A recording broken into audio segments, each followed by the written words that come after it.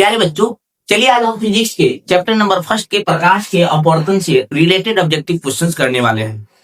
आज हम लोग इस चैप्टर से मोस्ट इंपोर्टेंट ऑब्जेक्टिव क्वेश्चंस करने वाले हैं, जो कि आपके एग्जाम के दृष्टिकोण से बहुत ही इंपोर्टेंट होने वाले हैं। अगर आप इस वीडियो में अंत तक बने रहते हैं तो आपका जो है इस चैप्टर से एक भी प्रश्न छूटने वाला नहीं। तो चलिए हम क्वेश्चन को देखते हैं।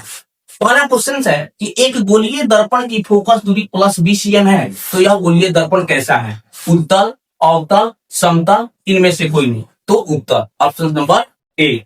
अगला क्वेश्चन है प्रकाश के अपवर्तन के कितने नियम है? 1, 2, 3, 4, तो 2, ऑप्शन नंबर बी। अगला क्वेश्चन है कि जिस माध्यम का अपवर्तनांक अधिक है वह कौन अपवर्तनांक वाले माध्यम की तुलना में प्रकाशिक सघन है, प्रकाशिक विरल है? पहले माध्यम का द्रव्यमान घनत्व अधिक है, दूसरे माध्यम का द्रव्यमान घनत्व कम है, तो प्रकाशिक सघन है, ऑप्शन नंबर ए। अगला क्वेश्चन है कि निम्न में से किस माध्यम में प्रकाश की चाल अधिकतम है? हवा, जल, शीशा, हीरा, तो हवा, ऑप्शन ए। अब क्वेश्चन है कि कौन सा लेंस अपसारी लेंस भी कहलाता है? अवतल लेंस, उत्तल लेंस, अवतल लेंस, उत्तल लेंस, दोनों, इनमें से कोई नहीं, तो हम लोग अवतल लेंस को अपसारी लेंस कहते हैं, ऑप्शन नंबर ए। अब क्वेश्चन है कि शीशा या कांच किस प्रकार का माध्यम है? प्रकाशिक, अप्रकाशिक, क और ख दोनों, कोई नहीं, तो प्रकाशिक, ऑप्शन नंबर ए। अब क्वेश्चन है कि प्रकाश की चाल विभिन्न माध्यमों में एक समान है, भिन्न भिन्न है, क और ख दोनों, इनमें से कोई नहीं, तो भिन्न भिन्न होते हैं, ऑप्शन नंबर बी। अगला क्वेश्चन है कि कांच पारदर्शी माध्यम से प्रकाश की किरणें गुजरती हैं तो क्या होता है? कुछ भाग परावर्तित होता है, कुछ भाग अपवर्तित होता है, कुछ भाग अवशोषित होता है, क ख एवं ग तीनों, तो क ख एवं ग तीनों होगा, ऑप्शन नंबर डी। अब क्वेश्चन है कि वायु में प्रकाश की चाप निर्वात की अपेक्षा होती है कम, ज्यादा, समान, इनमें से कोई नहीं, तो यह होगा कम, ऑप्शन नंबर ए।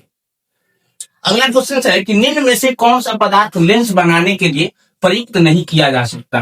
जल, कांच, प्लास्टिक, मिट्टी, तो मिट्टी, ऑप्शन नंबर डी। अब क्वेश्चन है कि किस दर्पण से हमेशा वस्तु से छोटा प्रतिबिंब प्राप्त होता है? समतल, उत्तल, अवतल, कोई नहीं, तो वह होगा उत्तल, ऑप्शन नंबर बी। अब देखिए क्वेश्चन है कि प्रकाश हमें निम्नलिखित संचार के साधन प्रदान करता है? कांच रेशों से बनी तंतु, प्रकाशिक केबल, टेलीफोन, इनमें से सभी, तो इसमें होगा इनमें से सभी, ऑप्शन नंबर डी। अब क्वेश्चन है कि कांच के स्लैब से होकर गुजरने वाली किरण के लिए आपतित किरण और निर्गत किरण एक दूसरे के असमांतर होती है, एक ही सरल रेखा में होती है, समांतर होती है, इनमें से कोई नहीं, तो समांतर होती है, ऑप्शन नंबर सी।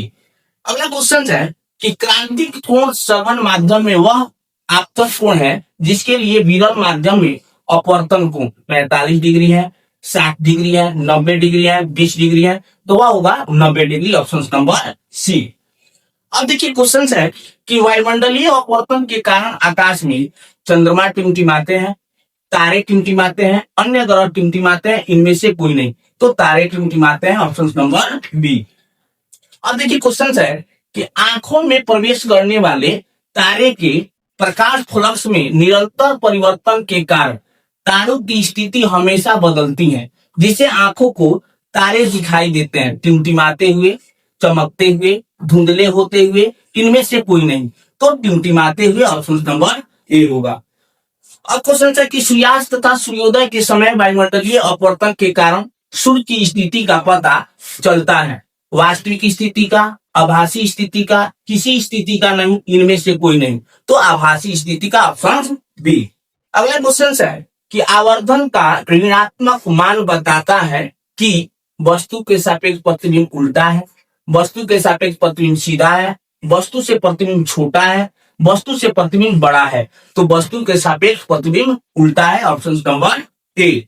अगला क्वेश्चन है कि छोटे अक्षरों को पढ़ने के लिए निम्न में से कौन सा उपयुक्त होगा? 5 सेमी फोकस दूरी का उत्तल लेंस, 50 सेमी फोकस दूरी का अवतल लेंस, 20 सेमी फोकस दूरी का अवतल लेंस, इनमें से सभी, तो 5 सेमी फोकस दूरी का उत्तल लेंस होगा, ऑप्शन नंबर ए।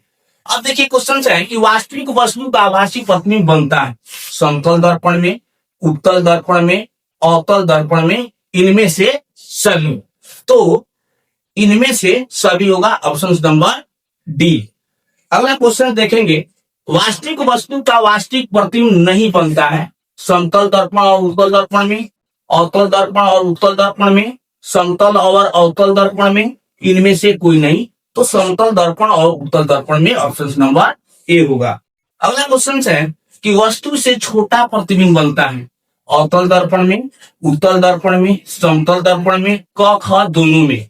तो क ख दोनों होगा, अवतल में भी छोटा प्रतिबिंब बनता है और उत्तल में भी छोटा प्रतिबिंब बनता है, ऑप्शन नंबर डी। अब क्वेश्चन देखेंगे कि उत्तल लेंस में जब बिंब फोकस एवं लेंस के बीच रखी जाती है तब प्रतिबिंब बनता है काल्पनिक और सीधा, काल्पनिक और उल्टा, वास्तविक और उल्टा, वास्तविक और सीधा। तो वह प्रतिबिंब बनता है काल्पनिक और सीधा। अगला क्वेश्चन देखेंगे, एक उत्तल लेंस की फोकस दूरी 20 सेमी है, लेंस की क्षमता होगी तो वह होगी +5 डायोप्टर, ऑप्शन नंबर ए। अगला क्वेश्चन देखेंगे, किसी लेंस के प्रकाशीय केंद्र से होकर गुजरने वाली किरणों के पथ में अपवर्तन के बाद विचलन नहीं होता है, विचलन हो जाता है, विचलन होता भी है और नहीं भी होता है, सभी कथन सत्य है। तो विचलन नहीं होता है, ऑप्शन नंबर ए। अगला क्वेश्चन है कि निम्न में से कौन सा पदार्थ लेंस के लिए प्रयुक्त नहीं किया जा सकता है, जल, कांच, प्लास्टिक, मिट्टी। तो मिट्टी, ऑप्शन नंबर डी। अब क्वेश्चन देखेंगे, अवतल लेंस में वास्तविक वस्तु का हमेशा वास्तविक प्रतिबिंब बनता है, हमेशा आभासी प्रतिबिंब बनता है, हमें आभासी वास्तविक दोनों प्रतिबिंब बनता है, हमेशा बड़ा प्रतिबिंब बनता है। तो हमेशा आभासी प्रतिबिंब बनता है, ऑप्शन बी।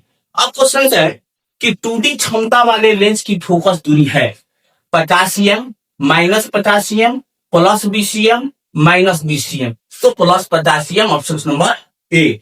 अब क्वेश्चन है, उत्तल लेंस द्वारा कब काल्पनिक प्रतिबिंब बनता है, जब बिंब रहती है फोकस पर, अनंत पर, फोकसांतर से कम दूरी पर, इनमें से कोई नहीं। तो फोकसांतर से कम दूरी पर, ऑप्शन नंबर सी।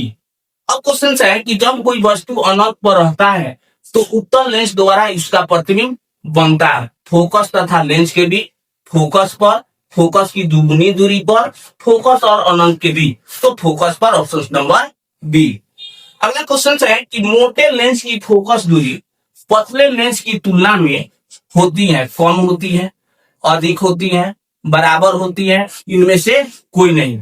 तो कम होती है, ऑप्शन नंबर ए। अगला क्वेश्चन है कि समान फोकस दूरी के उत्तल और अवतल लेंस सटा कर रखे गए हैं, यह इब्न क्या करेगा, उत्तल लेंस की तरह, अवतल लेंस की तरह, कांच की आयताकार सिल्ली की तरह, प्रिज्म की तरह। तो कांच की आयताकार सिल्ली की तरह, ऑप्शन नंबर सी। अगला क्वेश्चन है कि निम्नलिखित में किस माध्यम में प्रकाश की चाल सबसे अधिक होती है, कांच, पानी, लोहा, निर्वात। तो वह होगा निर्वात, ऑप्शन नंबर डी। अगला क्वेश्चन देखेंगे, निम्नलिखित में कौन लेंस की क्षमता का मात्रक है, जूल, वाट, डायोप्टर, और तो डायोप्टर, ऑप्शन नंबर सी। अब क्वेश्चन है कि प्रतिबिंब की ऊंचाई और वस्तु की ऊंचाई के अनुपात को क्या कहते हैं, आवर्धन, संवर्धन, प्रवर्धन, इनमें से कोई नहीं। तो आवर्धन, ऑप्शन नंबर ए। अगला क्वेश्चन है कि किसी बिंब का अनंत पर प्रतिबिंब प्राप्त करने के लिए बिंब को उत्तल लेंस के सामने कहां रखे, ऑप्शन है लेंस के मुख्य फोकस पर, फोकस दूरी की दुगुनी दूरी पर, अनंत पर, लेंस के प्रकाशीय केंद्र और मुख्य फोकस के बीच। तो लेंस के मुख्य फोकस पर, ऑप्शन नंबर ए। अगला क्वेश्चन है कि निम्न में से किस लेंस की फोकस दूरी धनात्मक होती है, अवतल लेंस, उत्तल लेंस, समतल अवतल लेंस, इनमें से कोई नहीं। तो उत्तल लेंस, ऑप्शन नंबर बी। अगला क्वेश्चन है कि उत्तल लेंस के प्रकरण में जब प्रतिबिंब वास्तविक होता है तब आवर्धन धनात्मक, ऋणात्मक, क और ख दोनों, इनमें से कोई नहीं। तो क्या होगा, ऋणात्मक। अगला क्वेश्चन है किसी अवतल लेंस के लिए फोकस दूरी होती है ऋणात्मक, धनात्मक, क एवं ख दोनों, इनमें से कोई नहीं। तो अवतल लेंस के लिए फोकस दूरी जो होगी ऋणात्मक होगी, ऑप्शन नंबर ए। अगला क्वेश्चन है कि किसी लेंस द्वारा उत्पन्न आवर्धन का ऐसा मात्रक क्या है? मीटर, सेंटीमीटर, मिलीमीटर, मात्रक विहीन। तो मात्रक विहीन होगा, ऑप्शन नंबर डी। अगला क्वेश्चन देखेंगे, लेंसों में मुख्य फोकस की संख्या कितनी होती है? 2, 1, 3, कोई नहीं, तो 2 होगा, ऑप्शन नंबर ए।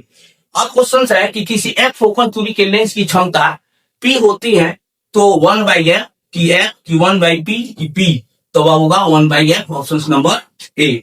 अगला क्वेश्चन देखेंगे कि डायोप्टर उस लेंस की क्षमता है जिसकी फोकस दूरी है 1 सेमी, 2 मीटर, 2 सेमी, 1 मीटर, तो 1 मीटर, ऑप्शन नंबर डी। अगला क्वेश्चन देखेंगे, कह रहा है कि उत्तल लेंस की क्षमता होती है धनात्मक, ऋणात्मक, शून्य, इनमें से कोई नहीं, तो धनात्मक, ऑप्शन नंबर ए। अगला क्वेश्चन है कि एक लेंस की क्षमता -5 डायोप्टर है, तो इसकी फोकस दूरी होगी -10 सेमी, -20 सेमी, 100 सेमी, 200 सेमी, तो वह होगा -20 सेमी, ऑप्शन नंबर बी। अब क्वेश्चन है कि प्रकाशिक माध्यम कितने प्रकार के होते हैं? 2 प्रकार के, 3 प्रकार के, 1 प्रकार के, इनमें से कोई नहीं, तो 2 प्रकार के, ऑप्शन नंबर ए। अगला क्वेश्चन देखेंगे, निम्नलिखित में से प्रकाशिक माध्यम कौन है? लकड़ी, शीशा, लोहा, तांबा, तो शीशा, ऑप्शन नंबर बी। अब क्वेश्चन है कि विरल माध्यम में प्रकाश की चाल सघन माध्यम की अपेक्षा कम होती है, अधिक होती है, बराबर होती है, सभी कथन गलत है, तो अधिक होती है, ऑप्शन नंबर बी। अब क्वेश्चन है कि विरल माध्यम से सघन माध्यम में गमन करने वाली प्रकाश की किरण धीमी हो जाती है, अतः इसका झुकाव जो है अविलंब से दूर होता है, अविलंब के समांतर होता है, अविलंब की ओर होता है कि अविलंब के लंबवत होता है, तो अविलंब की ओर होता है, ऑप्शन नंबर सी। अगला क्वेश्चन है कि जब प्रकाश की किरणें सघन माध्यम से विरल माध्यम में गमन करती हैं, तो इसकी चाल बढ़ जाती है, अतः किरण अविलंब की ओर झुक जाता है, किससे दूर हो जाता है, किससे 45 डिग्री कोण रहता है, कि के समांतर हो जाता है, तो वह होगा से दूर हो जाता है, ऑप्शन नंबर बी। अगला है कि माध्यम बदलने से प्रकाश का वेग बदलना कहलाता है आवर्तन, अपवर्तन, परावर्तन, आवर्तन, तो अपवर्तन, ऑप्शन नंबर बी। अब क्वेश्चन है कि जल में प्रकाश का वेग होता है 2 × 10⁸ मीटर प्रति सेकेंड, 2.25 × 10⁸ मीटर प्रति सेकेंड, 3 × 10⁸ मीटर प्रति सेकेंड, कि 3 × 10⁵ मीटर प्रति सेकेंड, तो ऑप्शन होगा बी 2.25 × 10⁸ मीटर प्रति सेकेंड। अगला क्वेश्चन है कि साइड मिरर के रूप में प्रयोग किया जाता है अवतल दर्पण, उत्तल दर्पण, समतल दर्पण, इनमें से कोई नहीं, तो उत्तल दर्पण का उपयोग किया जाता है, ऑप्शन नंबर बी। अब क्वेश्चन है मृग मरीचिका का कारण है पूर्ण आंतरिक परावर्तन, साधारण परावर्तन, अपवर्तन, पहले अपवर्तन बाद में पूर्ण आंतरिक परावर्तन, तो पूर्ण आंतरिक परावर्तन होगा, ऑप्शन नंबर ए। अब क्वेश्चन है कि पानी से भरी बाल्टी की गहराई कम दिखाई देती है, इसका क्या कारण है? अपवर्तन, पूर्ण आंतरिक परावर्तन, परावर्तन, इनमें से कोई नहीं, तो अपवर्तन, ऑप्शन नंबर ए। अब क्वेश्चन है कि पानी में डाली हुई छड़ी टेढ़ी दिखती है, इसका कारण है अपवर्तन, परावर्तन, दोनों, इनमें से कोई नहीं, तो अपवर्तन, ऑप्शन नंबर ए। अब देखेंगे क्वेश्चन, किसी माध्यम के अपवर्तनांक का मान होता है sin i बटा sin r, sin r बटा sin i, sin i गुने sin r, sin i भागा sin r, तो sin i बटा sin r, option number A. अब क्वेश्चन है कि सिनेमा के पर्दे पर किस प्रकार का प्रतिबिंब बनता है? वास्तविक प्रतिबिंब, आभासी प्रतिबिंब, दोनों, सभी उत्तर सत्य हैं, तो वह होगा वास्तविक प्रतिबिंब, ऑप्शन नंबर ए। अगला क्वेश्चन है कि आपतन कोण I और परावर्तन कोण R हो तो I बराबर R, I बराबर 2R, 2I बराबर R, I बड़ा है R से, तो I बराबर R होगा, ऑप्शन नंबर ए। अब क्वेश्चन है कि लेंस सूत्र क्षमता के पदों में होगा P बराबर 1/f बराबर 1/v माइनस 1/e, यही आपका आंसर होगा, ऑप्शन नंबर ए। अगला क्वेश्चन है कि निम्नलिखित में से किसका अपवर्तनांक सबसे अधिक होता है? वायु, बर्फ, कांच, हीरा, तो हीरा का ऑप्शन नंबर डी। अगला क्वेश्चन देखेंगे कि निम्नलिखित में से किस लेंस को अभिसारी लेंस कहते हैं? उत्तल लेंस, अवतल लेंस, दोनों, बाइफोकल लेंस। तो उत्तल लेंस को हम अभिसारी लेंस कहते हैं, ऑप्शन नंबर ए। निम्नलिखित में से कौन लेंस का आवर्धन होता है? यू बटा भी, यू भी, यू प्लस भी, भी बाटा ई। तो भी बाटा ई ऑप्शन नंबर डी होगा। तो प्यारे बच्चों, अगर आपको ये वीडियो अच्छी लगी हो तो कमेंट बॉक्स में यस लिखिए, साथ ही वीडियो को लाइक करें, चैनल को सब्सक्राइब करें और अपने दोस्तों के साथ शेयर करें। फिर हम मिलते हैं नेक्स्ट टॉपिक के साथ।